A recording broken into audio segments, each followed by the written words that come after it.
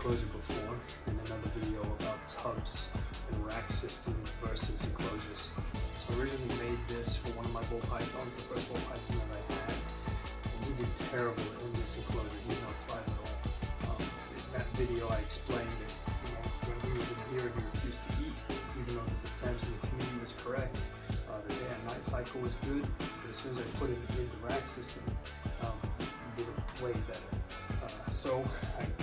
From that and my own experience, I would never keep a bull python in this enclosure again.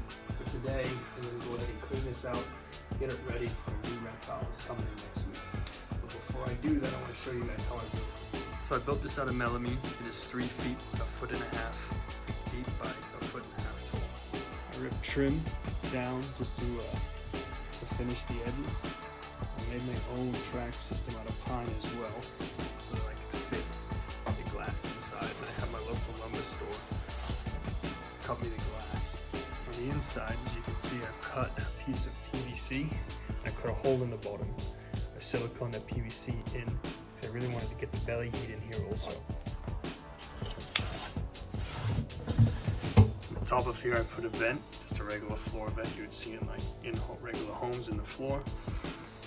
And I wired up a light, not for heat necessarily, but just so I can get a day and night cycle. And I wired it to go through. On the side here, I put a hole for my probe to come through to sit on top of the belly heat. And then I silicone all the edges, which probably need to be redone by the look of it,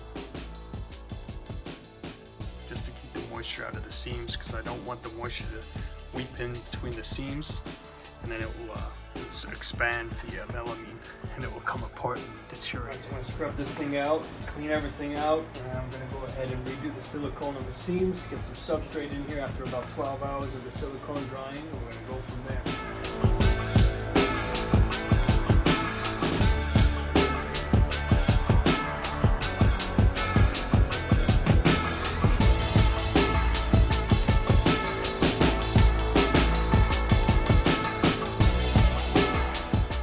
With that silicone, so we're gonna let that dry for the next 12 hours, get the styrene out of there with the fan going, and we're gonna come back in about 12 hours to put the substrate.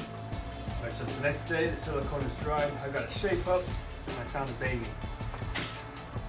We use this stuff for substrate. I'm not a fan of it. Last time I used this a couple of years ago, for some reason I can get these fruit fly things in it, but this species needs a very high humidity, a higher humidity or better control for humidity. So I'm going to use probably half a brick of this with some of the cocoa blocks of Freedom Breeder. I want to get that wet, mix it together, and throw it in. Alright, so I found Carlos's mom, so my hands are free, and the substrate is finally dissolved. Now, I don't know if you guys are going to see this, but you see how fine this stuff is? Again, I'm not a huge fan of this. I'm hoping I don't have the same issue with the fruit flies. I'm hoping it was a fluke. This animal that I'm going to put in here, it really needs a consistent humidity level. And as you can see, I'm having an issue with my snake room. Hope you can see that. It's 21% in here. Sometimes it drops as low as 16%. When I first put the snakes down here, my bull pythons, I was having an issue with stuck shed. So I had to remove them from paper towel and get them back on the cocoa blocks or the cocoa husk, or whatever the Freedom Breeder brand is.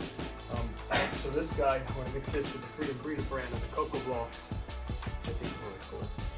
Mix it in here, set this thing up right now, put in a hide. I do need to, when I pick them up on Wednesday next week, I do need to grab a few more things to put in here as well. So this won't be finished today.